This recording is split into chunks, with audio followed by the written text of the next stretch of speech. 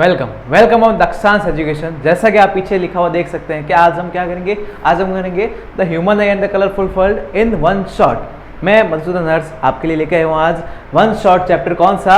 The human I and the colourful world, जो अपने class 10 के फिजिक्स का पोर्शन का चैप्टर नंबर 11 है। तो वहाँ से स्टार्ट करने से पहले एक बात क्लियर कर देते हैं, जो इस साल हमारा रिड्यूस सिलेबस है वो हम नहीं करेंगे। जैसे कि हमें सभी को पता है ह्यूमन आई वाला पोर्शन इस साल कट हो गया है, डिलीट हो गया है, रिड्यूस हो गया है, वो हम नहीं करेंगे।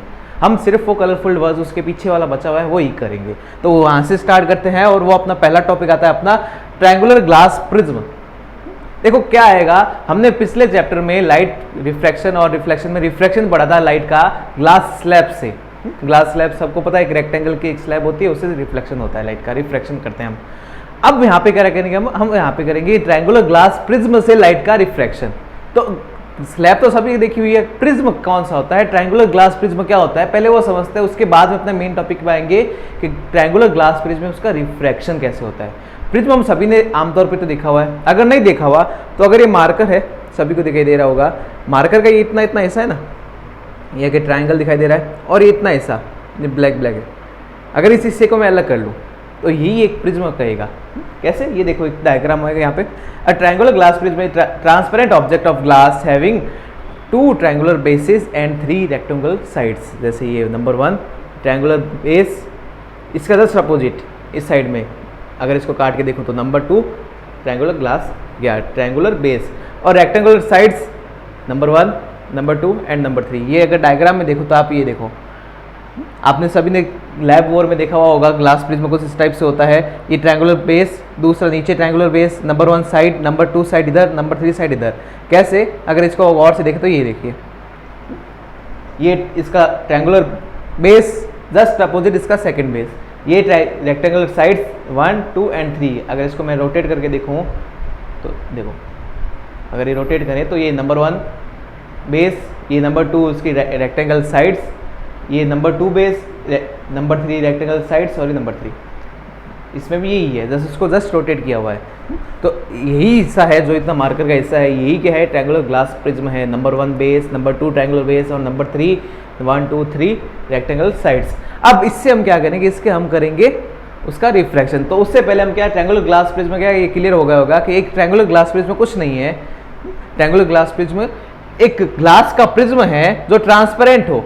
ट्रांसपेरेंट क्यों? क्योंकि ट्रांसपेरेंट ऑब्जेक्ट होगा तभी हमें दिखाई देगा कि वो रिफ्रैक्शन कैसे हो रहा है। अगर इसमें से मैं लाइट को पास करूंगा तो मेरे को पता नहीं चलेगा कि इसके अंदर लाइट का पाथ कौन सा है, मेरे को दिखाई नहीं देगा, इसलिए वो transparent prism having 2 triangular bases and 3 rectangular sides, जिसके 2 तो हो ट्रायंगुलर बेस और 3 हो उसके रेक्टेंगल साइड्स।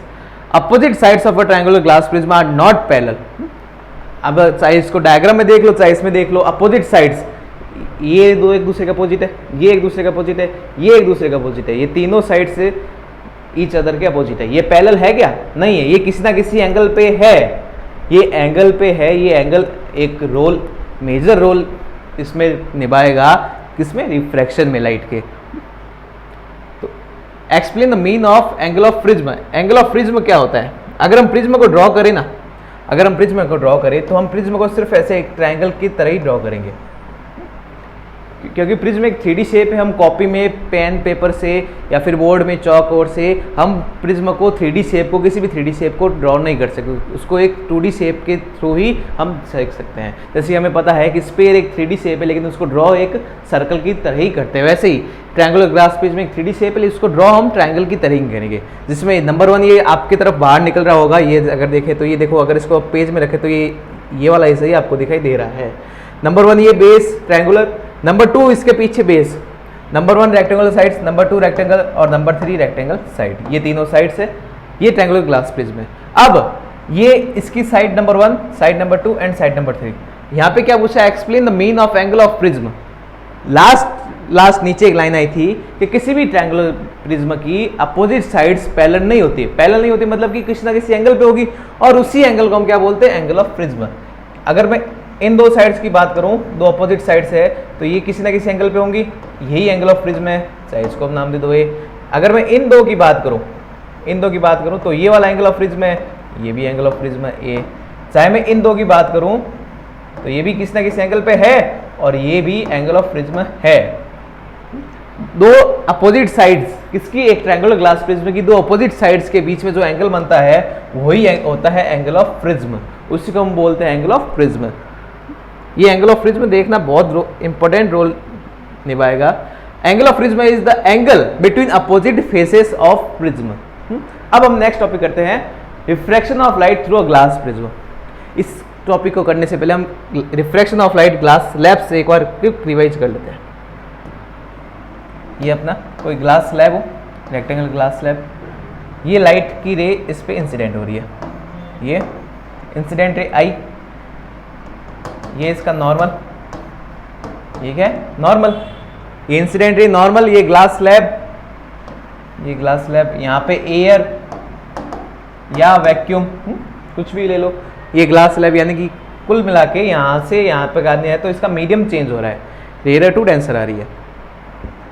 और जैसा कि हम पढ़ चुके हैं, जब भी कोई लाइट रे रेयर टू डेंसर आती है तो वह टुवर्ड्स द नॉर्मल बैंड हो जाती है, टुवर्ड्स द नॉर्मल। जब वो रेयर टू डेंसर आती है तो towards the band normal band हो जाती है, नॉर्मल की तरफ आ गई। देखो नॉर्मल ये भी है, नॉर्मल ये भी है। नॉर्मल इस ग्लास स्लैब के बाहर वाले पोर्शन को भी बोलेंगे, नॉर्मल ग्लास स्लैब के अंदर वाले पोर्शन को बोलेंगे। तो आपके ये कंफ्यूजन होगा कि सर ये अंदर तो ठीक है टुवर्ड द नॉर्मल है, बाहर तो इसको अवॉइड नॉर्मल बोलेंगे, बाहर वाले से तो दूर हटी है।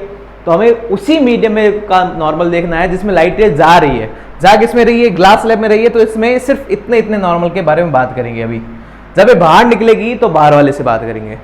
तो ये टुवर्ड्स द नॉर्मल बैंड हो रही है, नॉर्मल की तरफ झुक रही है, ये झुक गई। अब वापस ये इस पे टकराई और ये अब नॉर्मल नया। अब ये देखो ये क्या था, रेयरर डेंसर, ये वापस बाहर एयर या वैक्यूम है तो रेयरर, ये क्या है एयर या वैक्यूम, तो ये वापस रेयरर। अब डेंसर टू रेयरर आ रहा है, डेंसर टू रेयरर आ रहा है तो ये अवे द नॉर्मल, ये बैंड हो गई, अवे द नॉर्मल चली गई। जब भी रेयरर टू डेंसर तो towards normal, denser to rarer, away the normal, ये ग्लास स्लैब से क्या हो गया, रिफ्रैक्शन हो गया। अब अगर हम गौर से देखें तो ये इंसिडेंट ये थी, ये कौन सी है अपनी इमर्जिंग रे जो बाहर निकल रही है। तो हमने एक कंक्लूजन निकाला था यहाँ पे कि इंसिडेंट रे और इमर्जिंग रे ये दोनों एक दूसरे के पैरेलल होती है, और इसके बीच में जो डिस्प्लेसमेंट होता है उसको हम बोलते हैं लैटरल डिस्प्लेसमेंट। उसको क्या बोलते हैं हम, लैटरल डिस्प्लेसमेंट। ये दोनों एक दूसरे के पैरेलल होती है। अगर यहाँ पे स्लैब ना होती, सिर्फ लाइट पास हो रही होती तो ये इस पास से जाती, आगे बढ़ती, लेकिन स्लैब है तो ये इस पास से जा रही है। तो कंक्लूजन निकला कि इनके बीच में एक डिस्प्लेसमेंट है और ये हमेशा पैरेलल रहेगी, यानी कि डिस्प्लेसमेंट हमेशा इक्वल रहेगा, और उस डिस्प्लेसमेंट को हम बोलते हैं लैटरल डिस्प्लेसमेंट। ये तो था किसी भी लाइट का एक ग्लास स्लैब से रिफ्रैक्शन, रेक्टेंगल ग्लास स्लैब से रिफ्रैक्शन। अब देखो यहाँ पे क्या था, यहाँ पे रिफ्रैक्शन दो सरफेसेस से हुआ, नंबर 1 यहाँ पे और नंबर 2 यहाँ पे हुआ। नंबर 1 क्या था, ये जब ये रेयर टू डेंसर यानी कि कहूँ तो एयर टू ग्लास आ रहा था, और नंबर 2 जब डेंसर टू रेयर यानी कि अगर कहूँ तो ग्लास टू वापस एयर जा रहा था, दो सरफेस से रिफ्रैक्शन हुआ। तो ये दोनों पैरेलल क्यों हुई, ये दोनों पैरेलल हुई इसलिए क्योंकि ये जो नंबर 1 सरफेस और नंबर 2 सरफेस है ये भी एक दूसरे के पैरेलल थी। अगर ये पैरेलल नहीं होती तो ये जो लैटरल डिस्प्लेसमेंट है यानी कि इमर्जिंग रे और इंसिडेंट रे एक दूसरे के पैरेलल है, वो पैरेलल नहीं आती। जैसा कि हम यहाँ पे आएगा ग्लास प्रिज्म, ये ग्लास प्रिज्म से रिफ्रैक्शन को समझाने के लिए इसको एक बार क्विक रिवाइज कर लिया अपने। ग्लास स्लैब में क्या, इसमें रेक्टेंगल प्रिज्म में क्या होगा, ये अपना प्रिज्म। अब देखो ये इंसिडेंट रे ये वापस बाहर या तो एयर या वैक्यूम यानी कि अगर मैं कहूँ तो रेयर मीडियम, और यहाँ पे ये ग्लास यानी कि डेंसर मीडियम, और वापस बाहर आएगा एयर या वैक्यूम यानी कि रेयर मीडियम है, रेयर मीडियम। यहाँ से इंसिडेंट रे यहाँ पे आया, अंदर ग्लास आएगा, तो ग्लास है मतलब कि मीडियम चेंज हुआ, ये मीडियम 1 और मीडियम 2। अगर मैं नॉर्मल ड्रॉ करूँ तो ये नॉर्मल इस टाइप से ड्रॉ होगा, क्यों, क्योंकि हमें पता है नॉर्मल उस सरफेस के परपेंडिकुलर होता है जिस सरफेस से रिफ्रैक्शन हो रहा है। तो ये सरफेस इसके परपेंडिकुलर एक नॉर्मल ड्रॉ करूंगा, ये नॉर्मल आ गया। अब ये क्या हो रहा है, रेयर टू डेंसर जा रहा है, रेयर टू डेंसर जा रहा है, तो ये टुवर्ड्स द नॉर्मल बेंड हो जाएगा।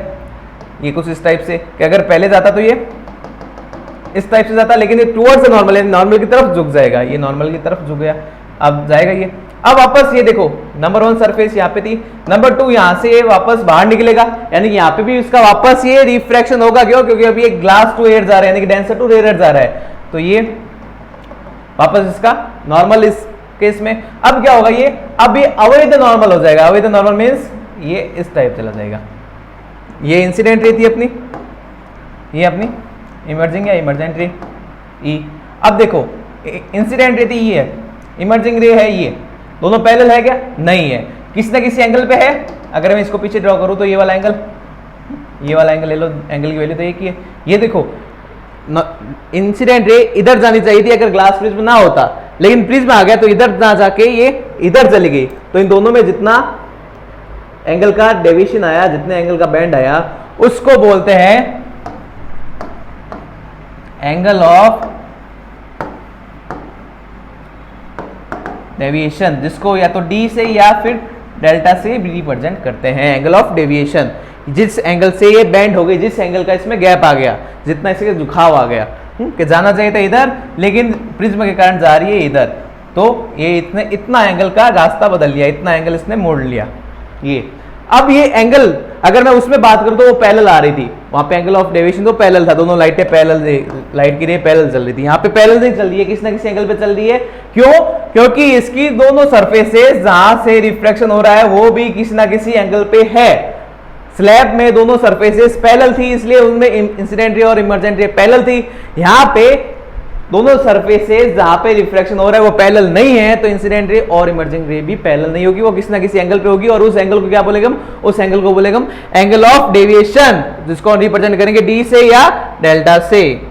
ये था अपना refraction of light through a glass prism, triangular glass prism से लाइट का रिफ्रैक्शन। ये कुछ इस टाइप से। अगर हम वापस इसको देखें तो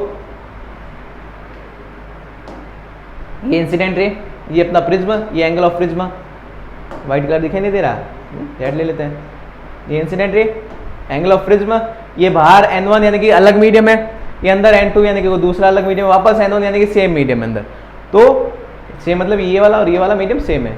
ये इंसिडेंट रे, ये नॉर्मल ड्रॉ किया, इसको जाना चाहिए था डॉटेड पाथ पे, ओरिजिनल डायरेक्शन पे, लेकिन ये क्या जा रहा है? रेयर टू डेंसर जा रहा है, रेयर टू डेंसर जा रहा है, तो ये टुवर्ड्स द नॉर्मल बेंड होगी, तो ये अंदर वाला नॉर्मल ये इसकी तरफ बेंड हो गई एंगल पे, ये टुवर्ड्स द नॉर्मल बेंड हुई। अब यहाँ पे वापस दूसरी सरफेस है, ये नंबर 1 सरफेस, ये नंबर 2 सरफेस, अब वापस ये डेंसर टू रेयर जा रही है, तो अवे द नॉर्मल, ये वापस नॉर्मल ड्रॉ किया, ये अवे द नॉर्मल, ये इसकी डेविएटेड रे यानी कि इमर्जिंग रे, जिसको इमर्जेंट रे बोलते हैं, ये वाला।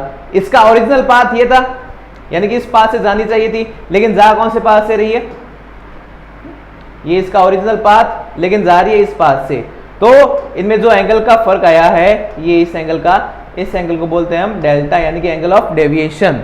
इतने एंगल से ये बेंड हो गई और ये पैरेलल नहीं है। क्यों पैरेलल नहीं है? क्योंकि जिन दो सरफेसेस से रिफ्रैक्शन हो रहा है वो भी एक दूसरे के पैरेलल नहीं है। वो पैरेलल होती तो ही ये दोनों पैरेलल आती। तो यहाँ पे क्या कि in refraction through a glass prism the emergent ray is not parallel to the incident ray. क्यों नहीं होती? वो भी हमने पढ़ लिया। क्यों? क्योंकि दोनों सरफेसेस जहां से रिफ्रैक्शन हो रहा है वो पैरेलल नहीं है। स्पेक्ट्रम ऑफ लाइट, ये क्लियर हुआ।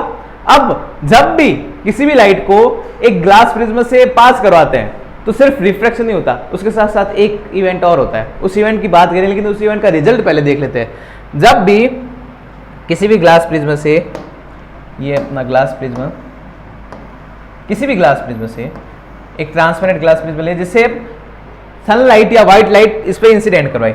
ये क्या है? सनलाइट या व्हाइट लाइट, सनलाइट या व्हाइट लाइट, जिसको हम इंसिडेंट करवा रहे हैं, इंसिडेंट बोल सकते हैं। तो क्या होगा? प्रिज्म में इसका रिफ्रैक्शन होगा। रिफ्रैक्शन होने के साथ साथ क्या होगा? सनलाइट है ना, वो अपनी 7 कलर से मिलकर है। ये मिक्सचर है किसका?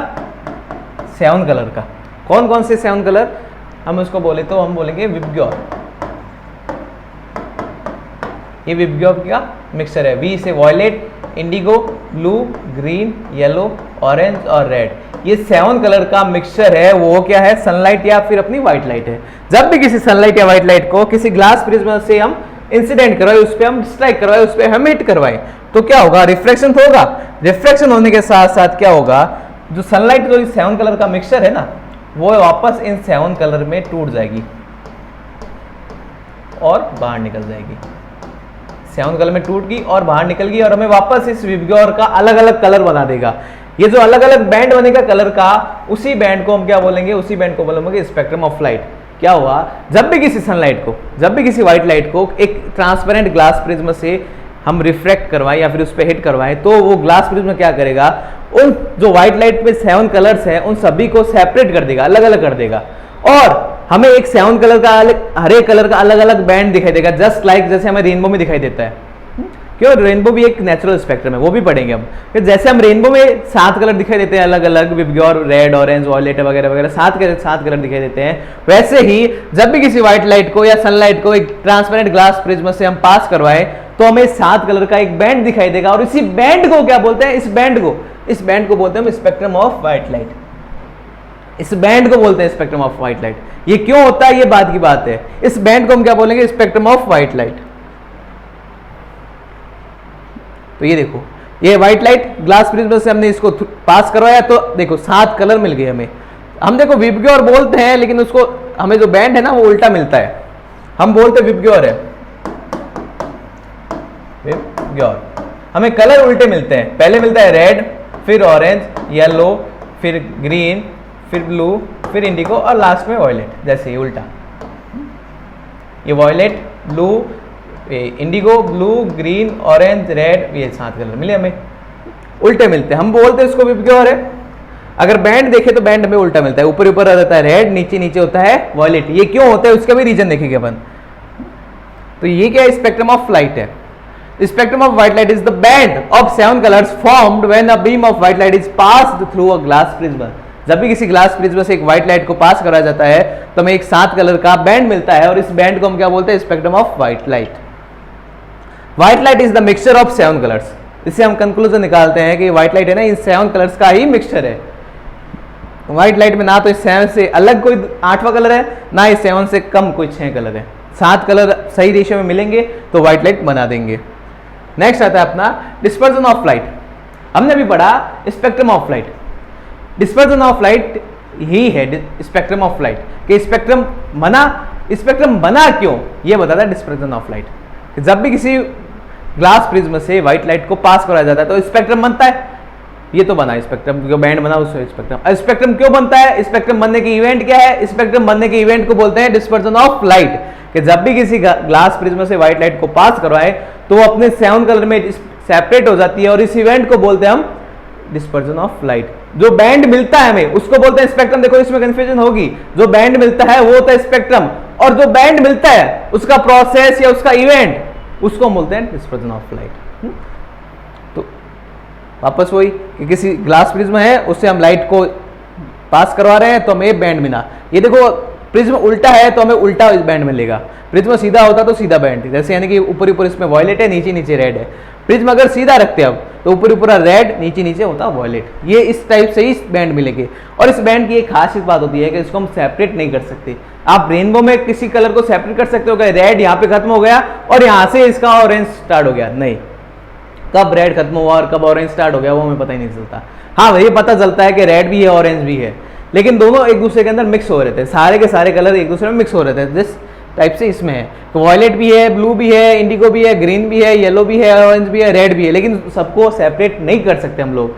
ऐसा नहीं है कि एक लाइन में येलो है फिर अपना रेड है, ये रेड है गया, फिर थोड़ी देर के बाद में ये ऑरेंज आए नीचे या येलो आ गया, फिर नीचे नीचे वॉयलेट, ऐसे अलग नहीं कर सकते। ये दोनों सारे के सारे कलर्स एक दूसरे में मिक्स हुए रहते हैं, एक दूसरे में मिक्स हो रखे थे। जैसे ये रेड, फिर ऑरेंज, फिर येलो, फिर ग्रीन, फिर ब्लू,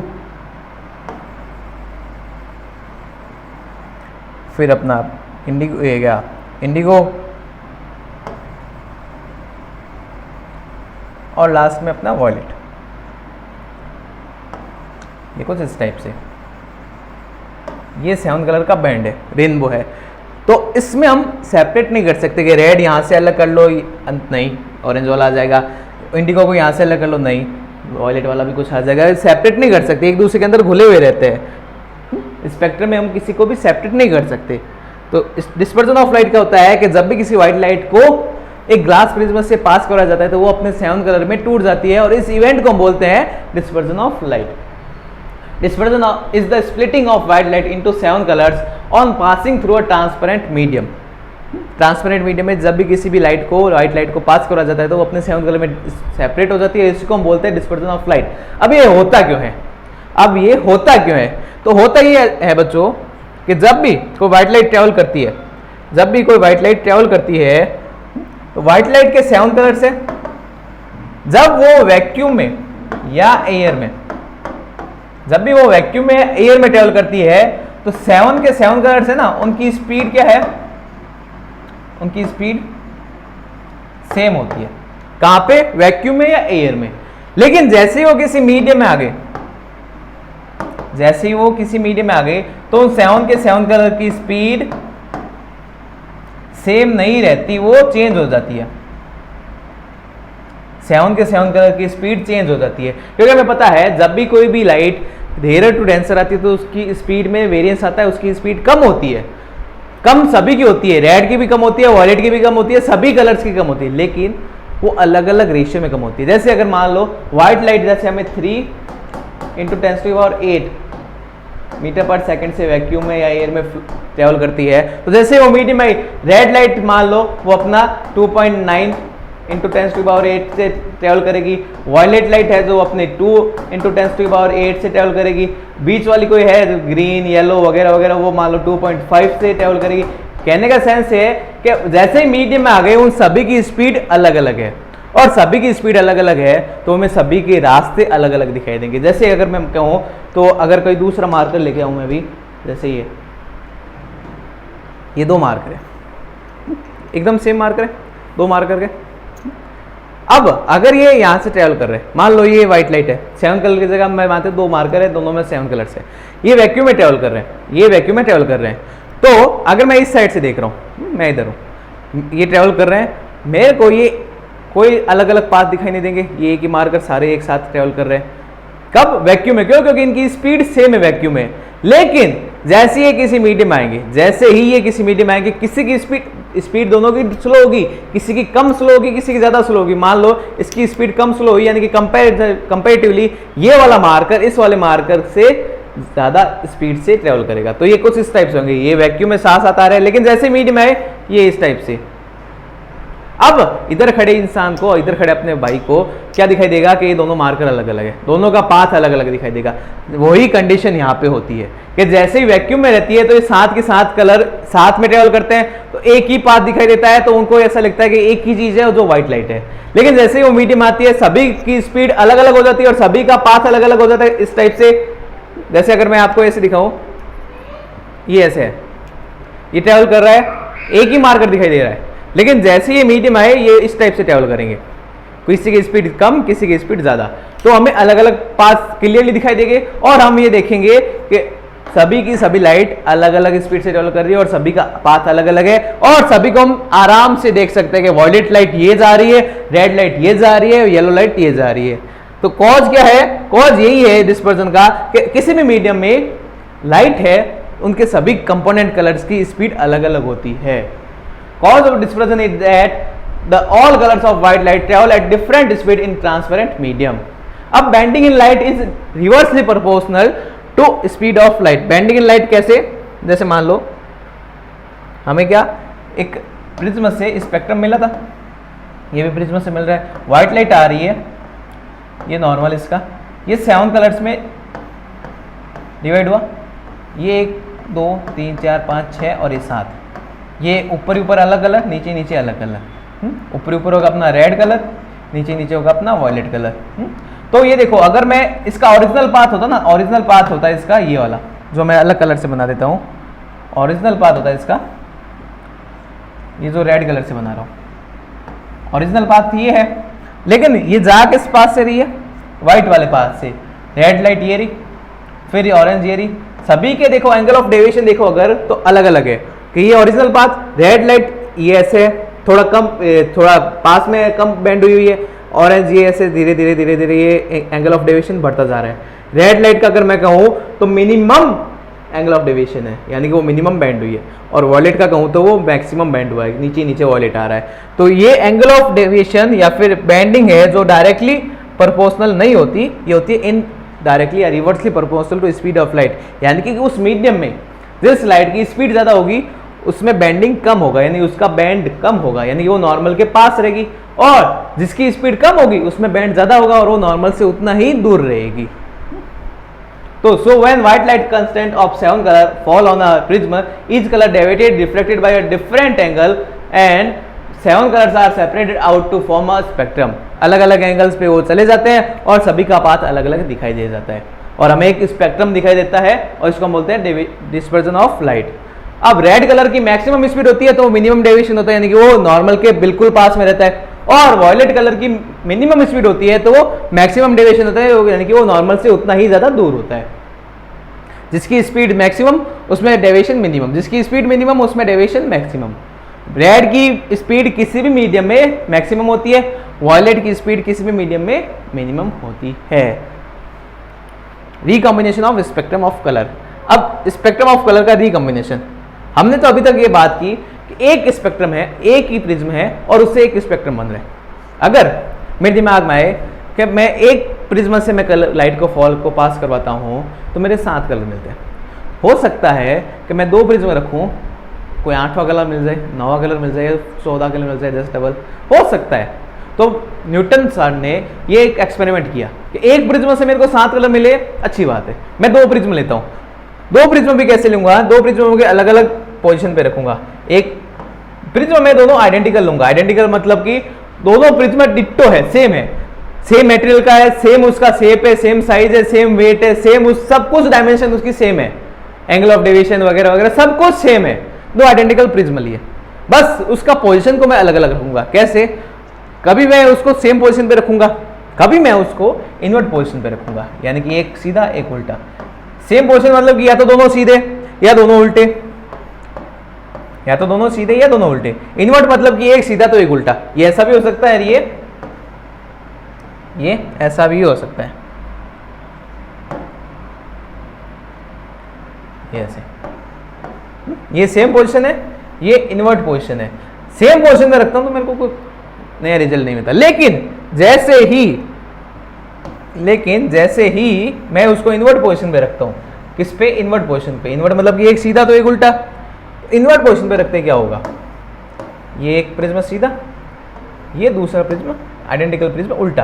अब क्या होगा, इसमें मैं व्हाइट लाइट को फॉल करूंगा, मेरे को ये स्पेक्ट्रम मिलेगा 7 कलर का, ये स्पेक्ट्रम अब इस पे फॉल होगा, लेकिन जैसे ही यहां तक तो स्पेक्ट्रम मिला मेरे को 7 कलर का, 7 कलर का स्पेक्ट्रम मिला क्योंकि एक प्रिज्म का काम था यहाँ पे, लेकिन जैसे ही ये दूसरे प्रिज्म आए, मेरे को वापस बाहर क्या मिला, मेरे को वापस बाहर सिर्फ और सिर्फ व्हाइट लाइट ही मिली, व्हाइट लाइट ही मिली, ना कि स्पेक्ट्रम।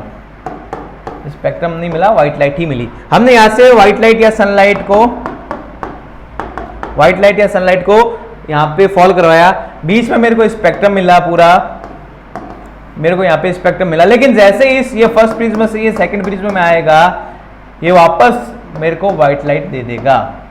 मेरे को ये ट्रांसपेरेंट मीडियम है, सब कुछ मेरी आंखों के सामने घट रहा है, मैंने देखा है ये फर्स्ट प्रिज्म से जब भी किसी लाइट को फॉल करवाते हैं एक स्पेक्ट्रम मिला, मेरे को यहां तक वो पूरा स्पेक्ट्रम रहा जब तक वो सेकंड प्रिज्म के अंदर एंटर नहीं किया, लेकिन जैसे ही उसने सेकंड प्रिज्म के अंदर एंटर करना शुरू किया, वो वापस जो यहाँ पे उस व्हाइट लाइट को 7 कलर में सेपरेट हो गया था, सेकंड प्रिज्म में आते हुए वापस 7 की 7 लाइट एक दूसरे के अंदर साथ में चलने लगी। जैसे वापस यही कि फर्स्ट प्रिज्म में क्या हुआ था, ये दोनों थे, फर्स्ट प्रिज्म में अलग अलग स्पीड से ट्रेवल कर रहे थे, लेकिन जैसे ही सेकंड प्रिज्म आए ये वापस सेम स्पीड पे आने लगे और वापस मेरे को क्या लगा, ये की लाइट है, व्हाइट लाइट है, ना कि स्पेक्ट्रम। तो यही हुआ कि जब भी किसी भी 2 आइडेंटिकल प्रिज्म को इनवर्ट पोजीशन पे रखते हैं, तो वो जो फर्स्ट प्रिज्म से स्पेक्ट्रम मिलता है उसको वापस रिकंबाइन कर देता है, कंबाइन करता है, लेकिन वापस जो बिखरे हुए को कंबाइन करना है, तो मैंने उसको बोल दिया रिकंबाइन कर रहा है, इसीलिए नाम है रिकॉम्बिनेशन ऑफ स्पेक्ट्रम। यानी कि स्पेक्ट्रम जो अलग अलग सेपरेट हुआ, सेकंड प्रिज्म उसको रिकंबाइन कर रहा है और वापस मुझे क्या दे रहा है, व्हाइट लाइट दे रहा है। एक तो इससे ये दिखा कि व्हाइट लाइट से वापस हमें स्पेक्ट्रम मिलता है, तो उल्टा सेम आइडेंटिकल प्रिज्म को उल्टा रख दे, इन्वर्ट रख दे, तो हमें वापस व्हाइट लाइट मिल जाएगी। और एक साथ एक की और इसके साथ कंक्लूजन और निकला कि व्हाइट लाइट है ना वो 7 कलर से ही मिलकर बनी है, ना 7 से ज्यादा है ना 7 से कम है। अगर 7 से ज्यादा होता तो हो सकता है मे भी इस कंडीशन में या फिर दूसरी कंडीशन में दोनों सेम डायमेंशन में रखने पर वो 7 से कोई ज्यादा कलर दे देता, लेकिन उसने नहीं दिए। यानी कि एक बात यहाँ से क्लियर हो गई कि व्हाइट लाइट सिर्फ और सिर्फ 7 कलर से ही बनी है। तो रिकॉम्बिनेशन ऑफ कलर क्या है स्पेक्ट्रम के, दो प्रिज्म लो आइडेंटिकल, दोनों को इन्वर्ट पोजिशन में रख दो, एक उल्टा एक सीधा, और व्हाइट लाइट फॉल करो। पहले प्रिज्म मेरे को स्पेक्ट्रम देगा, लेकिन जैसे वो स्पेक्ट्रम सेकंड प्रिज्म पे फॉल करेगा दोनों को पास पास रखना है, पास पास थोड़ा गैप रखो बस, थोड़ा एयर आ सके उसमें, तो दोनों को पास पास रखे। और जैसे वो व्हाइट लाइट या स्पेक्ट्रम ऑफ लाइट है जो किस पे आएगा, सेकंड प्रिज्म पे फॉल होगा, तो वापस मेरे को वो व्हाइट लाइट मिलेगी, ना कि स्पेक्ट्रम। यही है किस क्या recombination of colour. So if we arrange two identical prism in invert position and a light is followed on the first one and then on second prism, then we found white light not spectrum। तो हमें क्या मिलता है, white light ना कि spectrum. कैसे, कुछ इस टाइप से कि ये फर्स्ट प्रिज्म ये सेकंड प्रिज्म, बीच में एयर का गैप देख रहे हो, फर्स्ट प्रिज्म से व्हाइट लाइट फॉल कर रही है, ये स्पेक्ट्रम मिला, यहाँ तक क्लियर स्पेक्ट्रम है। जैसे ही इसके अंदर घुसा तो हम देख सकते हैं कि व्हाइट लाइट है या फिर स्पेक्ट्रम ऑफ लाइट है, ये धीरे धीरे धीरे धीरे एक दूसरे के अंदर जाने लगे हैं, और एंड में हमें क्या मिला, वापस व्हाइट लाइट मिला, ना कि स्पेक्ट्रम। ये क्या है, रिकॉम्बिनेशन ऑफ स्पेक्ट्रम। ऐसा क्यों हुआ, क्योंकि दोनों प्रिज्म इन लाइट का रिफ्रैक्शन कर रहे हैं, ये भी रिफ्रैक्शन कर रहा है, ये भी रिफ्रैक्शन कर रहा है, लेकिन दोनों इन्वर्ट पोजीशन पे और दोनों आइडेंटिकल है, तो जितना रिफ्रैक्शन ये करेगा उतना का उतना रिफ्रैक्शन ये करेगा। यानी कि जिस एंगल से ये दोनों उसको फैलाएगा उसी एंगल से ये दोनों को वापस एक साथ लेके आएगा। यानी कि जितना रिफ्रैक्शन ये करेगा उतना का उतना रिफ्रैक्शन ये करेगा, लेकिन दोनों की डायरेक्शन अपोजिट रहेगा। यानी कि ये जितना उसको नॉर्मल से दूर भेजेगा ये उतना ही उसको नॉर्मल के पास भेज देगा, और हमें कुल मिलाकर लास्ट में मिलेगी अपने वापस white light. Because the second prism recombine the spectrum formed by first one, refraction produced by second is equal and opposite to the first prism. It is clear that the white light is made of only 7 colors. यानी कि ये clear कर दिया इसने, white light है जो सिर्फ और सिर्फ 7 कलर से मिलकर बनी है, 7 से ज्यादा कलर की नहीं है। Is that clear? अब देखते हैं नेक्स्ट टॉपिक अपना। नेक्स्ट टॉपिक अपना रेनबो। रेनबो क्या है तो देखते हैं वो आगे। रेनबो क्या होता है, जब हमने स्पेक्ट्रम ऑफ लाइट देखा था तभी हमने एक रेनबो यूज लिया था। रेनबो हम सभी को पता है कि जो बारिश के टाइम में हमारी स्काई में दिखाई देता है वही रेनबो होता है। कैसे, जैसे एक डायग्राम है, अगर इस टाइप से देखें तो ये अपना स्काई और ये रेनबो स्पेक्ट्रम ही है, 7 कलर्स का बैंड ही तो है, ये रेड से लेकर वॉयलेट तक का विबग्योर का बैंड ही तो है। ये रेनबो भी एक स्पेक्ट्रम ही है। कौन सा स्पेक्ट्रम है ये एक नेचुरल स्पेक्ट्रम है जो नेचर खुद बनाता है, हम उसको नहीं बनाते। हम प्रिज्म से हम उसको लाइट को फॉल करवाते हैं प्रिज्म के ऊपर, वो नेचुरल नहीं है, ये नेचुरल है, इसमें हमारा कोई इंपैक्ट नहीं है, इसमें हमारा कोई रोल नहीं है। रेनबो का एक नेचुरल स्पेक्ट्रम है। Rainbow is an a natural spectrum of sunlight in the sky. It is an arc of 7 colors visible in the sky which is produced by the dispersion of sunlight by raindrops in atmosphere. अब भी हमने जब हम spectrum बनाते हैं वो prism लेके आते हैं, व्हाइट लाइट फॉल करवाते हैं, सनलाइट फॉल करवाते हैं, हम प्रिज्म लेके आते हैं। यहाँ पे व्हाइट लाइट सनलाइट वही है, लेकिन प्रिज्म का रोल कौन प्ले कर रहा है, वो कर रहा है अपनी रेन ड्रॉप्स। जो छोटी छोटी रेन ड्रॉप्स या वाटर मॉलिक्यूल्स रहते हैं स्काई में अपने एटमॉस्फेयर में, वो रोल प्ले करते हैं किसका, छोटे छोटे टिनी प्रिज्म का। जब उनमें रेनबो फॉर्म कब होता है, जब उनमें छोटे छोटे वाटर ड्रॉपलेट्स में व्हाइट लाइट फॉल होती है, तो वहां पे चांस रहता है रेनबो का। मैं ये नहीं कहूंगा कि हर बार रेनबो बनेगा, वहां पे चांस रहता है रेनबो का। कभी कभी आपने देखा होगा कि रेनबो या तो कभी कभी एकदम क्लियर दिखाई देता है, बिल्कुल क्लियर है, और कभी कभी कुछ धुंधला सा दिखाई देता है, और हो सकता है वो दिखाई भी ना दे जब बारिश हो रही हो। जरूर थोड़ी जब भी बारिश हो तब रेनबो दिखाई देता, नहीं, चांस रहता है वहां पे रेनबो का। वो रेनबो फॉर्म कैसे होता है, फॉर्मेशन ऑफ रेनबो कैसे होता है, अगर हम एक डायग्राम को देखें, डायग्राम में एक वाटर ड्रॉपलेट दिखाई दे रही होगी, ये वाटर ड्रॉपलेट है, ये सनलाइट है। यहाँ पे या तो ये एयर से आ रही है या ये वैक्यूम से आ रही है। यहाँ पे अपना वाटर यानी कि मीडियम चेंज हो रहा है, एक मीडियम से दूसरे मीडियम में ट्रेवल कर रही है, तो नो डाउट यहाँ पे क्या होगा, रिफ्रैक्शन होगा। तो इस सरफेस पे क्या होगा, रिफ्रैक्शन। क्या होगा, रिफ्रैक्शन। अब रिफ्रैक्शन होगा, अब ये रिफ्रैक्शन होते क्या हुआ, यहाँ पे देखो, अगर गौर से देखो तो नीचे नीचे वॉयलेट कलर की और ऊपर ऊपर रेड कलर की जगह के कम होने के कारण बनाए। हम पूरा स्पेक्ट्रम में बना सकते हैं, लेकिन उसमें सही डायग्राम हमें दिखाई नहीं देगा। तो ये यहाँ पे स्पेक्ट्रम बना है, ये रेड और वॉयलेट ये विबग्योर का स्पेक्ट्रम बन गया, क्योंकि यहाँ पे रिफ्रैक्शन होने के साथ साथ डिस्पर्जन भी हो गया है, रिफ्रैक्शन के साथ साथ डिस्पर्जन भी हो गया है। तो यहाँ पे अपना स्पेक्ट्रम बना। अब मे बी चांस हो सकता है कि यहीं से बाहर निकल जाए। अगर ये यहीं से बाहर निकल जाए तो कोई रेनबो नहीं बनेगा, रेनबो फॉर्म नहीं होगा। अगर यहां से बाहर ना निकले और इस डायरेक्शन में वापस आ जाए, ये क्या हुआ यहाँ पे, यहां से टकरा के वापस इधर आ गया, एक ही मीडियम में ट्रेवल कर रही थी, उसकी बाउंड्री को हिट किया और वापस उसी मीडियम में चली गई, यानी कि सेम मीडियम में वो लौट के चली गई। यहाँ पे क्या हुआ है, ये रिफ्लेक्शन। और ये रिफ्लेक्शन भी दो टाइप से हो सकता है। कैसे हो सकता है कि ये सारा का सारा पोर्शन है जो यहां पे आ जाए, तो इसको क्या बोलेंगे, तो इसको बोलेंगे टोटल इंटरनल रिफ्लेक्शन। इंटरनल क्यों, क्योंकि रेन ड्रॉप के अंदर हो रहा है। इस कंडीशन क्या बोलेंगे, टोटल इंटरनल रिफ्लेक्शन। जब यहां पे रिफ्लेक्शन हुआ और ये इस बाउंड्री पे इस सरफेस से इसका स्पेक्ट्रम हिट किया और सारा का सारा स्पेक्ट्रम वापस इधर आ गया, इसी मीडियम में आगे बढ़ गया, तो इसको बोलेंगे टोटल इंटरनल रिफ्लेक्शन। इस कंडीशन में एकदम क्लियर रेनबो बनेगा। और दूसरी कंडीशन क्या हो सकती है, कुछ पोर्शन चला जाए इधर और कुछ पोर्शन आ जाए इधर, यानी कि यहां पे क्या हो जाए, रिफ्लेक्शन भी हो गया, यहां पे रिफ्लेक्शन भी हो गया और रिफ्रैक्शन भी हो गया। रिफ्लेक्शन और रिफ्रैक्शन दोनों हुआ। इस कंडीशन में धुंधला ब्लर रेनबो बनेगा। इस कंडीशन में ब्लर रेनबो बनेगा। और क्लियर रेनबो कब बनेगा, जब टोटल इंटरनल रिफ्लेक्शन होगा। और वो कब होगा, जब ये वाला एंगल मिनिमम 42 डिग्री या मोर देन 42 डिग्री है।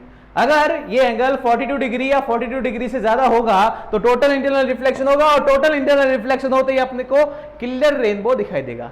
ये था रेनबो फॉर्म होने का प्रोसेस के जब भी हमारे एटमॉस्फेयर में वाटर ड्रॉपलेट्स या वाटर मॉलिक्यूल्स होते हैं तो छोटे छोटे टिनी प्रिज्म की तरह काम करते हैं। और वहां पे क्या होता है, पहले होता है रिफ्रैक्शन डिस्पर्जन, यहां पे होता है टोटल इंटरनल रिफ्लेक्शन, और वापस बाहर यहां से क्या होगा, बाहर आएगा तो वापस देखो वाटर से एयर में या वैक्यूम में आ रहा है तो वापस यहाँ पे क्या हो जाएगा, यहाँ पे आ जाएगा उसका रिफ्रैक्शन, और हमें क्या देगा, यहाँ पे स्पेक्ट्रम दिखाई देगा, यानी कि वो क्या होगा, रेनबो दिखाई देगा। यानी कि दो बार तो हुआ उसका रिफ्रैक्शन, एक बार हुआ उसका total internal reflection.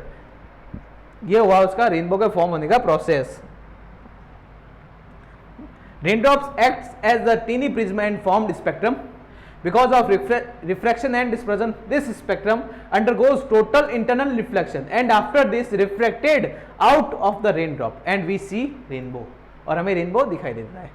A rainbow is always formed in the direction opposite that of the sun. We can see the rainbow if we stand our back towards the sun and rain in front of us.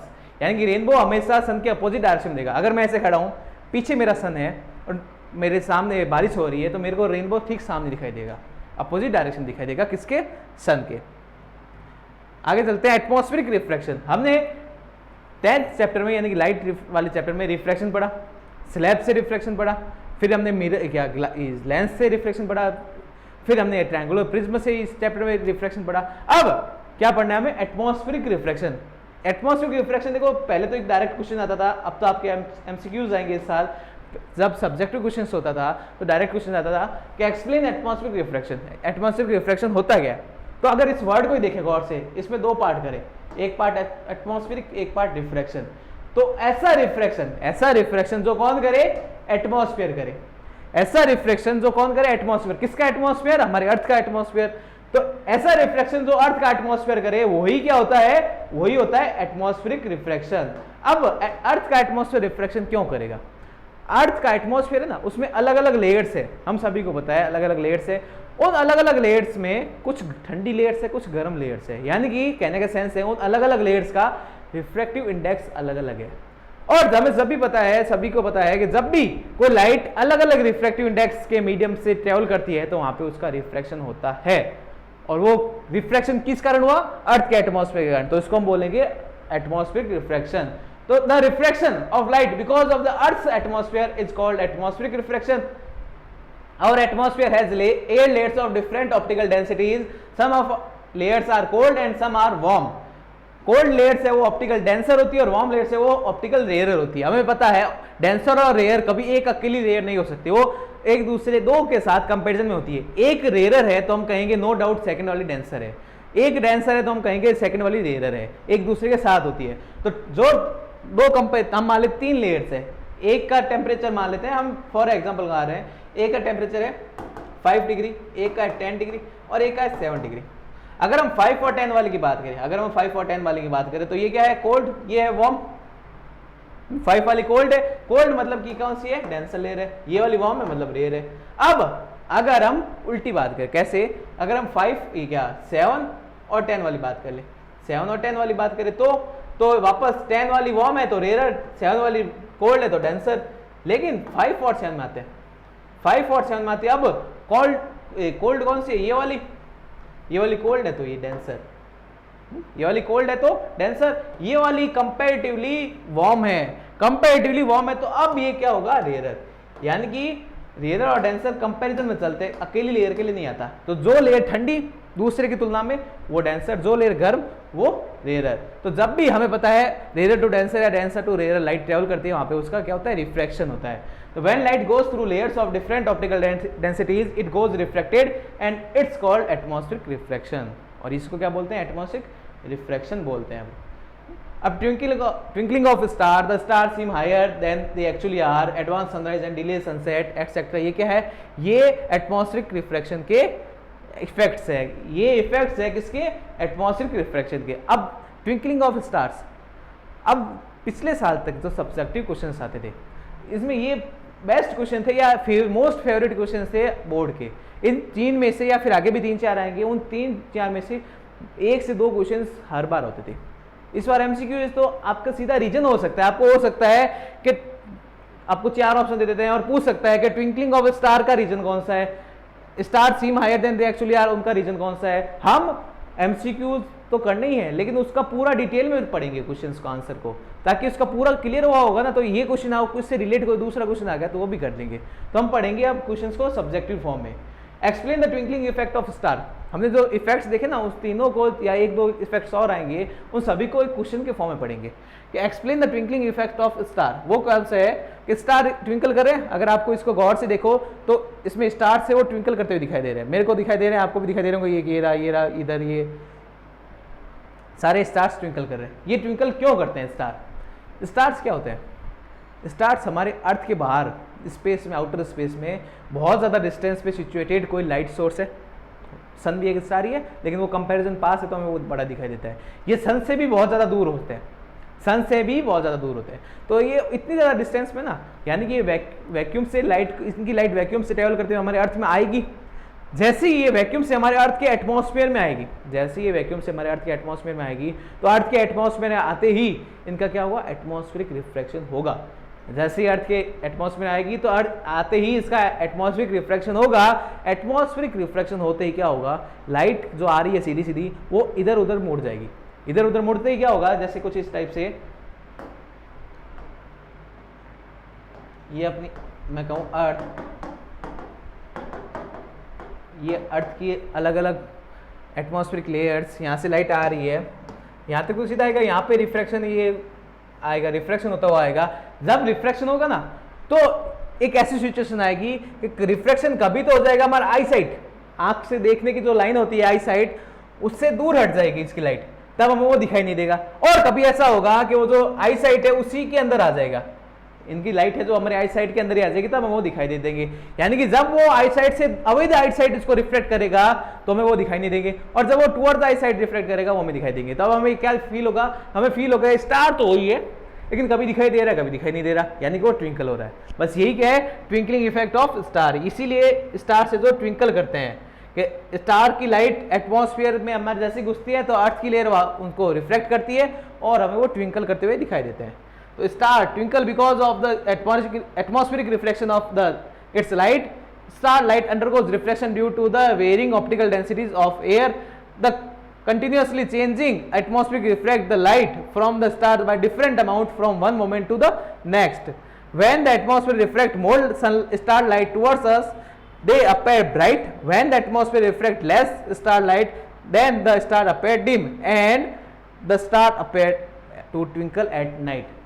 जब वो reflect ज्यादा करेंगे हमारी आंखों की तरफ तो हमें वो ब्राइट दिखाई देंगे, हमें दिखाई देंगे वो चमक रहा है। जब वो हमारी आंखों की तरफ कम रिफ्लेक्ट करेंगे तो हमें दिखाएंगे वो है ही नहीं, दिखाई नहीं देगा। तो हम कंक्लूजन क्या निकालते हैं कि वो ट्विंकल कर रहा है, कभी आ रहा है कभी जा रहा है। कहाँ पे? नाइट में। क्यों? क्योंकि दिन में तो सनलाइट होती है तो स्टार दिखाई नहीं देते। नेक्स्ट है अपना explain why planets do not twinkle. Stars twinkle करते हैं, प्लैनेट ट्विंकल नहीं करते। क्यों? स्टार्स भी आउटर स्पेस से आ रहे हैं, प्लैनेट्स भी आउटर स्पेस से आ रहे हैं, लेकिन प्लैनेट्स स्टार्स के कंपैरिजन में हमारे अर्थ के पास में है। प्लैनेट्स स्टार्स के कंपैरिजन में हमारे पास में, और स्टार पास में ना, तो हम उसको क्या मानेंगे? एक बहुत बड़ा सोर्स मानेंगे। हमें सभी को पता है जो चीज पास होती है वो बड़ी दिखाई देती है। वही वापस बात करूं मैं, ये दोनों सेम मार्कर है, सेम साइज के। एक मैं इसको पा सकता हूं, एक को मैं इससे दूर रखता हूं, तो नो डाउट एक बात तो है कि ये मेरे को थोड़ा बड़ा दिखाई देगा, ये वाला मेरे को छोटा छोटा दिखाई देगा। ये इतनी सी डिस्टेंस में आ रहा है, स्टार्स और प्लैनेट्स के बीच में तो बहुत ज्यादा डिस्टेंस होती है। तो स्टार्स मेरे को बिल्कुल ये जो आप दिखाई दे रहे हो इसकी मार्कर की निब इतना छोटा दिखाई देगा। प्लैनेट आप ये मान सकते हो इसकी निब जो बड़ी हो रखी है इतना दिखाई देगा। तो प्लैनेट्स हमारे अर्थ के कंपैरिजन में पास में है, तो वो हम उसको क्या मान सकते हैं? हम उसको मान सकते हैं कि ये स्टार्स का बहुत बड़ा सोर्स है, लाइट का बहुत बड़ा सोर्स है। ये प्लैनेट है, इसमें छोटे छोटे स्टार्स हैं, ये ऐसे।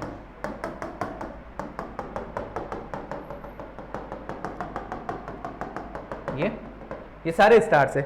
जब इन सभी से क्या होगा? लाइट आएगी हमारी तरफ, एटमॉस्फेयर में आएगी अपनी। एटमॉस्फेयर में आते ही एटमॉस्फेरिक रिफ्लेक्शन होगा। ऐसी बात नहीं कि एटमॉस्फेरिक रिफ्लेक्शन नहीं होगा, पास हो गए तो एटमॉस्फेरिक रिफ्लेक्शन होगा। लेकिन हमने स्टार ट्विंकल क्यों करते हैं? क्योंकि वो छोटा सा है, उसको एक ही सोर्स है। इसको हम बहुत सारे सोर्स मान सकते हैं, तो एक ही सोर्स है, तो या तो उससे लाइट हमारे आई साइड की तरफ आएगी या इससे दूर हट जाएगी। इसमें ऐसा होता है कि मान लो ये इसको बहुत बड़ा है, दो पोर्शन में डिवाइड कर लेते हैं। ये ऊपर वाला फर्स्ट पोर्शन, ये नीचे वाला सेकंड पोर्शन। जब इन दोनों से हमारी तरफ इससे भी लाइट आएगी, इससे भी लाइट आएगी, एटमॉस्फेरिक रिफ्लेक्शन होगा ना, तो मान लेते हैं ये वाला पोर्शन है ना, ये वाला तो हमारा अवे द आई साइड कर रहा है, हमारे आंखों से दूर लाइट भेज रहा है, रिफ्लेक्ट हो रहा है। लेकिन ये टुवर्ड्स आई, हमारे आंखों की तरफ उसको रिफ्लेक्ट कर रहा है, तो हमें वो वहीं दिखाई देगा, उसका ब्राइटनेस दिखाई देगी, हमें दिखाई देगा वहां पे स्टार है। जस्ट अगले ही मोमेंट क्या होगा? ये वाला अवे कर रहा है ना, ये कर देगा टुवर्ड्स आई, और ये जो टुवर्ड्स आई कर रहा है ये कर देगा अवे आई। यानी कि जब इसकी लाइट हमारी आंखों में पहुंच रही है तो इसकी नहीं पहुंच रही, और जब इसकी पहुंच रही है तो इसकी नहीं पहुंच रही। लेकिन लाइट तो हमारी आंखों में पहुंच रही है, और लाइट जब तक हमारी आंखों में पहुंचती रहेगी जब तक हमको यही फील होगा कि स्टार वहीं पे है, यानी कि प्लेनेट वहीं पे है, और वो ट्विंकल करता हुआ दिखाई नहीं देगा। तो इसका एकमात्र रीजन क्या है कि स्टार्स की तुलना में प्लेनेट्स हमारे अर्थ के बहुत पास है, और पास होने के कारण हम उसको बहुत बड़ा लाइट का सोर्स मान सकते हैं। तो कुछ हिस्से से अगर लाइट हमारे आई साइड से अवे रिफ्लेक्ट होगी तो बाकी का दूसरा हिस्सा हमारे आई साइड की तरफ ही लाइट को रिफ्लेक्ट करेगा। अब जब अवे वाला हमारी तरफ कर देगा तो ये दूसरा वाला हो सकता है दूर कर दे, हो सकता है पास में रख दे। कुल मिला के हमें लाइट दिखाई देती रहेगी, यानी कि स्टार्स वहीं पे, प्लैनेट्स वहीं पे दिखाई देगा, स्टार्स की तरह ट्विंकल करता हुआ दिखाई नहीं देगा। तो देखो अगर इस यहाँ पे प्लैनेट है, ये 2-3 प्लैनेट है, ट्विंकल कर रहे हैं? नहीं कर रहे। क्यों नहीं कर रहे? Planets can be considered to be collection of very large number of point source stars of light because planets are much closer to the earth. The dimming effect produced by some of the point sources of light in one part of the planet is nullified by brighter effect if produced by the point sources of light in its other part. यानी कि एक का जो dim effect है वो nullify कर देता है दूसरा वाला ब्राइटर पार्ट, और हमें लाइट दिखाई देती है, इसीलिए वो हमको एक ही जगह दिखाई देते हैं। So the brightness of a planet always remains the same and it does not appear to twinkle, और वो हमें ट्विंकल होता हुआ दिखाई नहीं देता। स्टार्स दिखाई देता है लेकिन प्लैनेट्स ट्विंकल होते हुए दिखाई नहीं देते। Why the stars seem higher than they actually are? कैसे? ये ऐसे कुछ, ये ए पोजिशन और बी पोजिशन, यहाँ पे कोई अर्थ में मैं खड़ा हूँ, मान लो आप खड़े हो, स्टार की एक्चुअल पोजिशन, रियल पोजिशन है ए, रियल पोजीशन है ए, लेकिन मुझे वो क्या दिखाई दे रहा है? बी पोजीशन पे दिखाई दे रहा है, लेकिन वो मुझे बी पोजीशन पे दिखाई दे रहा है। यानी कि कहने का सेंस है, ये अगर यहाँ से फॉर एग्जांपल 10 मीटर की हाइट पे है तो मुझे वो यहाँ से 15 मीटर की हाइट पे, मैं 12 मीटर है, 13 मीटर, यानी कि कुछ ना कुछ ज़्यादा हाइट पे दिखाई दे रहा है। वो क्यों दिखाई दे रहा है? अगर आप इस डायग्राम को वापस गौर से देखो तो इसमें आंसर आ जाएगा आपका। देखो ये डॉटेड लाइन है, डॉटेड मतलब कि ये, और ये बैंड हुई हुई लाइन है। स्टार्स आउटर स्पेस में अपने स्टार्स की लाइट कहाँ पे आएगी, अर्थ में आएगी। अर्थ में आते ही उसका क्या होगा, एटमॉस्फेरिक रिफ्रैक्शन होगा। एटमॉस्फेरिक रिफ्रैक्शन होगा यानी कि वो बैंड हो जाएगी, जैसे कि ये बैंड हो रखी है, ये बैंड हुई है इधर। मुझे कोई पता नहीं है एटमॉस्फेरिक रिफ्रैक्शन का, मुझे तो ये पता है लाइट मेरी यहाँ पे पहुंची है, तो मैं तो यही इमेजिन करूंगा कि स्टार लाइट की यहाँ पे पहुंची है ना, तो स्टार यहाँ पे, स्टार यहाँ पे होता तो मेरे को लाइट यहाँ पे सीधी ऐसे होती ना, यहाँ पे पहुंचती, लेकिन पहुंची यहाँ पे तो स्टार यहाँ पे। मैं तो ये एज्यूम करूंगा कि मेरे को ये एक स्टार, ये इसकी अपरेंट पोजीशन, अगर मैं इसको लाइट को यहाँ पे पहुंच रही है, मैं देखो मेरा आई साइड कहाँ पे, यहाँ पे ऊपर की तरफ है, तो मैं तो ये एज्यूम करूंगा कि स्टार यहाँ पे है, लेकिन स्टार कहाँ पे, एक्चुअल में यहाँ पे ही है। क्यों? क्योंकि यहाँ पे इसका बैंड होते हुए मेरी तरफ आ रहा है, बैंड होती तरफ मेरी तरफ आ रहा है, तो ये यहाँ पे पहुंच रही है। मेरे को कोई मतलब नहीं है वो कहाँ से कैसे बैंड हो रही है, मेरे को तो ये दिखाई दे रहा है कि यहाँ पे पहुंच रही है, मतलब कि इसको ये यहाँ पे लाइट है, यहाँ पे स्टार, यानी कि वो कुछ ना कुछ हाइट पे है। तो इसका रीजन क्या है, इसका रीजन है एटमॉस्फेरिक रिफ्लेक्शन। किसका? कि स्टार्स कुछ ना कुछ हाइट पे दिखाई देते हैं अपन को, ज्यादा हाइट पे, ड्यू टू एटमॉस्फेरिक रिफ्लेक्शन। क्या? Why stars seem higher than they actually are. क्यों? क्योंकि due to atmospheric reflection when star lights comes down the denser air bends the light and star appear to be at higher position। Denser है जो उसको band कर देते हैं और हमें वो हाइट पे दिखाई देते हैं। नेक्स्ट है अपना explain advance sunrise and delay sunset. हमारा जो सनसेट और सनराइज है ना, उसमें फर्क है, यानी कि एडवांस सनराइज मतलब आप नाम से देख सकते हो, इन दोनों को अगर नाम से इनका सेपरेट करें वापस, एडवांस सनराइज और डिले सनसेट। एडवांस सनराइज यानी कि सन राइज हुआ नहीं है लेकिन पहले दिखाई दे रहा है।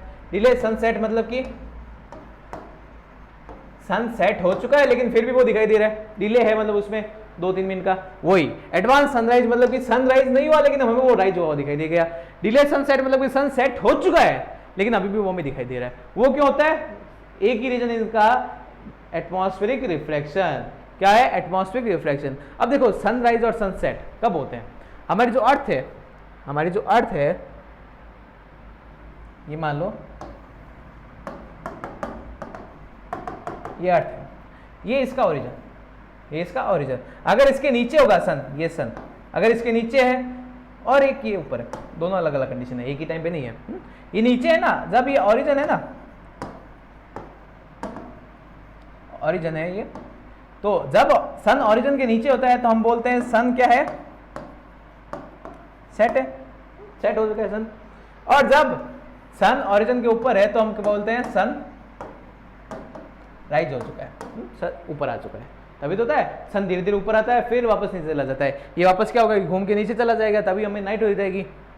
तो जब सन ओरिजिन के नीचे है तो नीचे तो है, सन लाइट तो भेजेगा ही, तो सनलाइट भेजता है ना, तो सनलाइट आते आते आते आते क्या होगी? यहाँ से आई, यहाँ से आते क्या होगा? एटमॉस्फेयर में बढ़ेगी, एटमॉस्फेयर में घुसेगी, एटमॉस्फेयर में घुसते ही उसका रिफ्रैक्शन होगा। रिफ्रैक्शन होते ही हमें वो सनलाइट यहाँ पे ऐसे दिखाई देती है, बैंड हुई दिखाई देती है। और वही वापस स्टार वाली बात की, बैंड हुई, हमें सनलाइट यहाँ पे पहुंची है ना, मेरे को कोई नहीं पता बैंड वैंड, मेरे को तो ये पता लाइट यहाँ पे आ रही है मतलब सन यहाँ पे है, यानी कि ओरिजिन से ऊपर है। एक्चुअल में सन ओरिजिन के नीचे ही है लेकिन मेरे को फील हो रहा है कि ओरिजिन के ऊपर है, और मैं कह देता हूँ सनराइज हो चुका है। और वो कितने टाइम पहले दिखाई देता है हमको? एक्चुअल सनराइज के 2 मिनट पहले तक, यानी 2 मिनट पहले ही हमें वो दिखाई दे देता है। ये तो हुआ सनराइज की कंडीशन में। सनसेट की कंडीशन में यही वापस अर्थ, ये ओरिजिन, सन देखो नीचे, सन सेट हो चुका है, लाइट जाएगी वापस, यही ओरिजिन के नीचे आया, ये इधर घूम के वापस नीचे आया, तो सन सेट हो चुका है, नीचे से लाइट आएगी, वही वापस यहाँ पे मेरे को ये दिखाई देगा सन यहाँ पे, ये एस डैश वाली पोजीशन पे सन है यहाँ पे एक्चुअल में, लेकिन दिखाई देगा यहाँ पे, यानी कि सन सेट हुआ नहीं है अभी टाइम है, मैं कहूँगा। और कितना टाइम है? 2 मिनट, यानी कि सन 2 मिनट पहले राइज हुआ दिखाई देता है और सन 2 मिनट बाद तक दिखाई देता है सेट होने के बाद में ही। और इन दोनों को हम क्या बोलते हैं रेस्पेक्टिवली? एडवांस सनराइज और डिले सनसेट। तो एडवांस सनराइज क्या होता है? Because of the atmospheric reflection we can see the sun about 2 minutes before the actual sunrise. और delay sunset because of the atmospheric reflection we can see the sun about 2 minute after the actual sunset. यही है advance sunrise और sunset. अब ये होता क्यों है? अगर इस डायग्राम को देखो तो ये अर्थ, ये ओरिजिन के नीचे और ओरिजिन के ऊपर, ये अगर डॉटेड लाइन है अपरेंट पोजीशन ऑफ सन और ये एक्चुअल पोजीशन ऑफ सन। सन नीचे है लेकिन एटमॉस्फेरिक रिफ्लेक्शन के कारण मेरे को लाइट को यहाँ से दिखाई दे रहा है कि सन ऊपर है। क्यों? क्योंकि मेरे को इतनी चीज बताया कि लाइट हमेशा स्ट्रेट लाइन में ट्रेवल करती है और स्ट्रेट लाइन में वो ऐसे ही जा सकती है, ना कि ऐसे। तो हमें वो फील होता है कि सन ऑरिजिन के ऊपर है। ऑरिजिन के ऊपर है मतलब कि अभी सन राइज हो चुका है और सन सेट नहीं हुआ है, दोनों में। The actual sunrise take place when the sun is just above the origin. When the sun is slightly below the horizon, then the sun's light coming from less denser to more denser air is reflected downwards. Because of this, the sun appeared to be above the horizon. Same in the case of delay sunset. यानी delay sunset में भी क्या होगा, वो घूम के इधर चला जाएगा, सन नीचे जा चुका है, लेकिन वही वापस के less denser to more denser आएगा और डाउनवर्ड हो जाएगा, तो हमें भी फील होगा कि ऑरिजिन के ऊपर ही अभी तक, यानी कि सनसेट हुआ नहीं है। Clear is that? चलो नेक्स्ट है अपना scattering of light. Scattering effect of light वो क्या होता है? स्क्रैटिंग इफेक्ट ऑफ लाइट हमने पिछले चैप्टर में एक छोटा सा इसको वर्ड को एक बार ही पढ़ा था कि आपने देखा था कि रिफ्लेक्शन दो टाइप का होता है, एक तो नॉर्मल, एक होता है डिफ्यूज। डिफ्यूज में क्या था कि लाइट किसी भी पार्टिकल से टकरा के फैल गई, उसी को हमने बोला था स्क्रैटिंग ऑफ लाइट। कि स्क्रैटिंग ऑफ लाइट क्या है कि लाइट का वेरियस डायरेक्शन में फैल जाना, वेरियस डायरेक्शन में उसको फैल जाना, उसको हम क्या बोलते हैं? Scattering effect of light. Scattering of light means to throw light in various random direction. Random को फिक्स डायरेक्शन नहीं है, हमने रेगुलर रिफ्लेक्शन पढ़ा था, डायरेक्शन फिक्स होती है। डिफ्यूज रिफ्लेक्शन में किसी भी डायरेक्शन जा सकता है, वो रफ सरफेस होता है तो किसी भी डायरेक्शन जा सकता है। तो स्क्रैटिंग ऑफ लाइट क्या है? Scattering of light means to throw light in various random direction. कौन थ्रो करेगा? वो छोटा छोटा पार्टिकल, जिससे वो रिफ्लेक्ट होगी।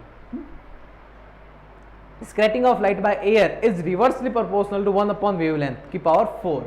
यानी कि जिस किसी भी लाइट की कलर है ना 7 विबग्योर वाले, जिस कलर की वेवलेंथ ज्यादा होगी वो उसका स्क्रैटिंग कम होगा। जिस कलर की वेवलेंथ ज्यादा होगी उसका स्क्रैटिंग कम होगा एयर से, और जिस कलर की वेवलेंथ कम होगी उसका एयर से स्क्रैटिंग ज्यादा होगा।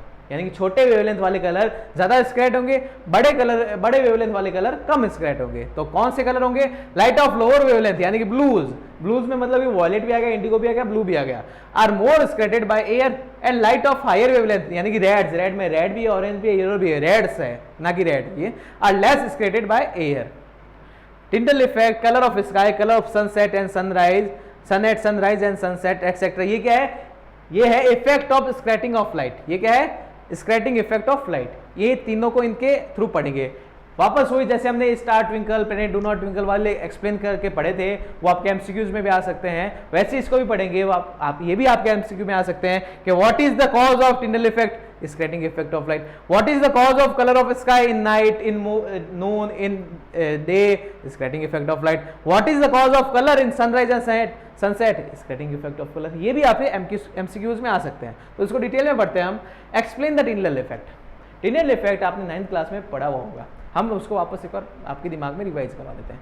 टिंडल इफेक्ट क्या होता है? जब आप किसी पुराने से कमरे में हो जिसमें धूल ही धूल है और एक खिड़की है, खिड़की बंद है, लेकिन खिड़की बंद होने के उसके साइड में जो छोटे छोटे लाइन से धूप आ रही है, तो आप उस धूप आ रही ना, उसमें आप धूप का रास्ता देख सकते हो, उसमें आप धूल के कण देख सकते हो, धूल के जो छोटे छोटे पार्टिकल्स है, डस्ट मॉलिक्यूल पार्टिकल है, उसको आप साफ साफ देख सकते हो क्लियरली, और इसी को हम बोलते हैं टिंडल इफेक्ट। जैसे आप किसी घने जंगल में हो, ये खिड़की वाले, और किसी घने जंगल में हो जहाँ पे पूरा एकदम घनघोर जंगल है, लाइट आ नहीं रही, लेकिन बस पत्तों के थोड़े थोड़े बीच में गैप है, उनमें से लाइट आ रही है, तो आप वही वापस धूल के छोटे छोटे पार्टिकल्स और लाइट का पाथ देख सकते हो।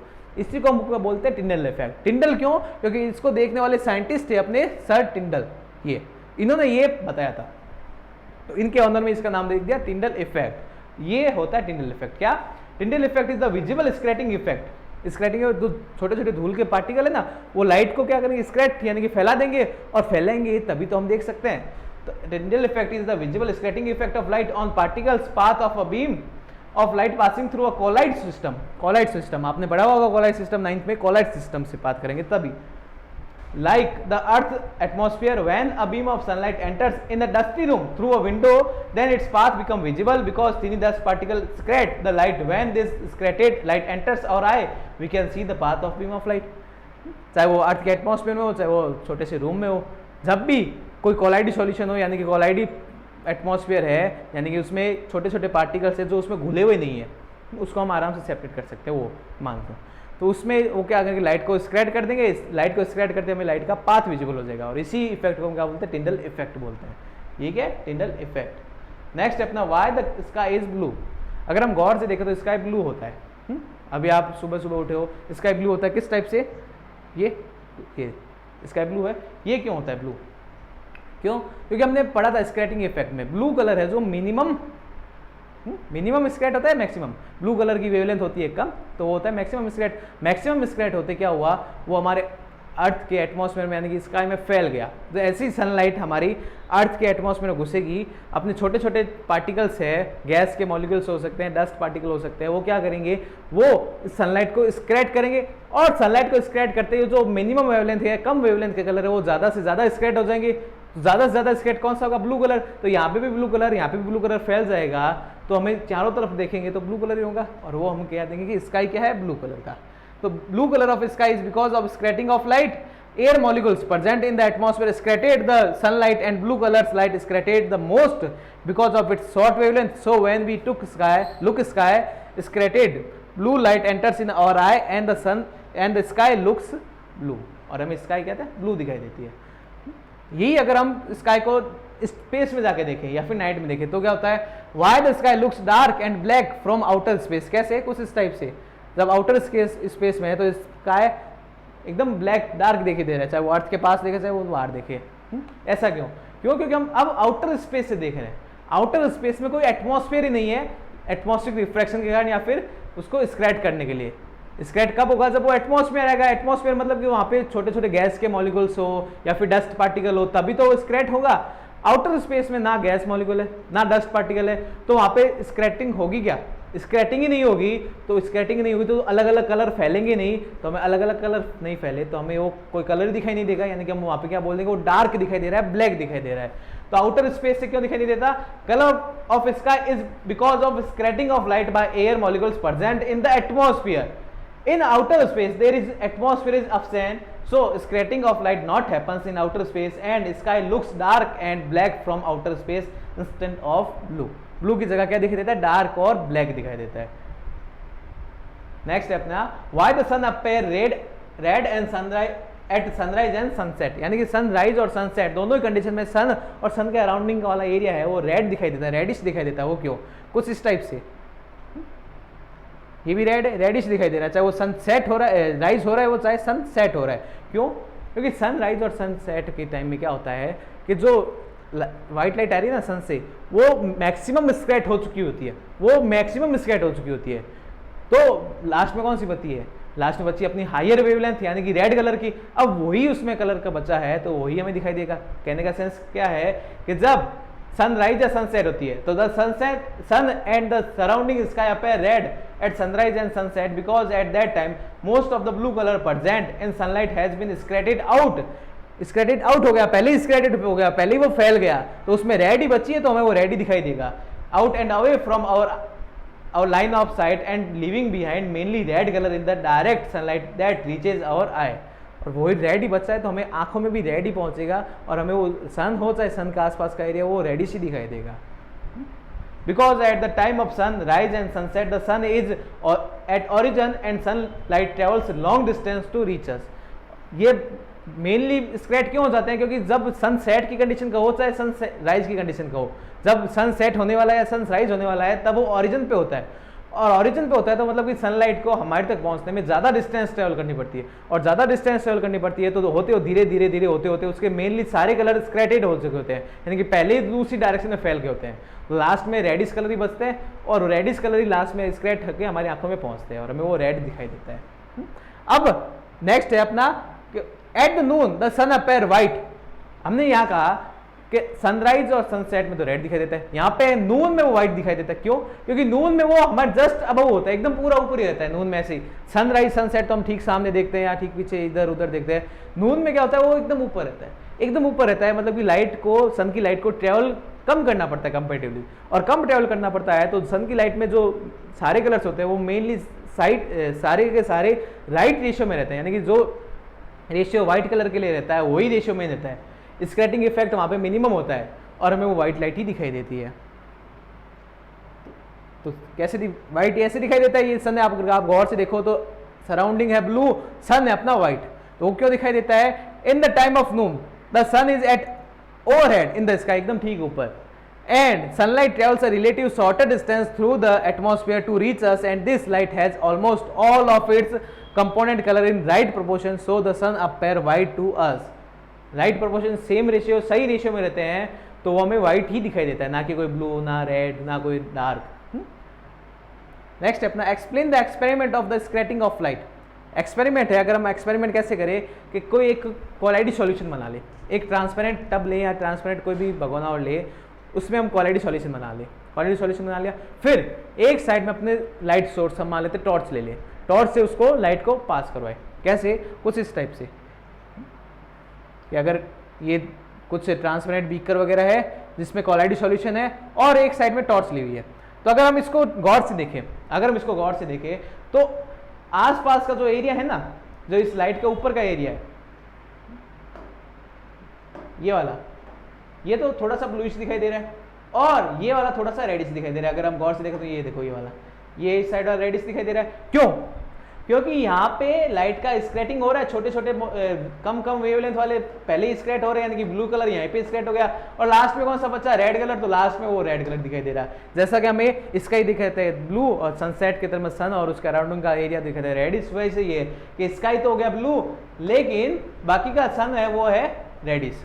ये क्यों है? स्क्रैटिंग इफेक्ट ऑफ का एक्सपेरिमेंट। अगर इसको एनसीईआरटी के डायग्राम से देखें तो वो इस टाइप से कुछ कि ये अपना कुछ बीकर जिसमें क्वालिटी सॉल्यूशन है, क्वालिटी सॉल्यूशन यानी कि वो छोटे छोटे पार्टिकल्स होंगे, उसमें पार्टिकल से लाइट टकराएगी, ये छोटे छोटे पार्टिकल्स है, इससे टकराएगी, इससे टकराते क्या होगा? ब्लू कलर स्कैट हो जाएगा, तो ये ब्लूइश है, नीचे भी ब्लूइश है।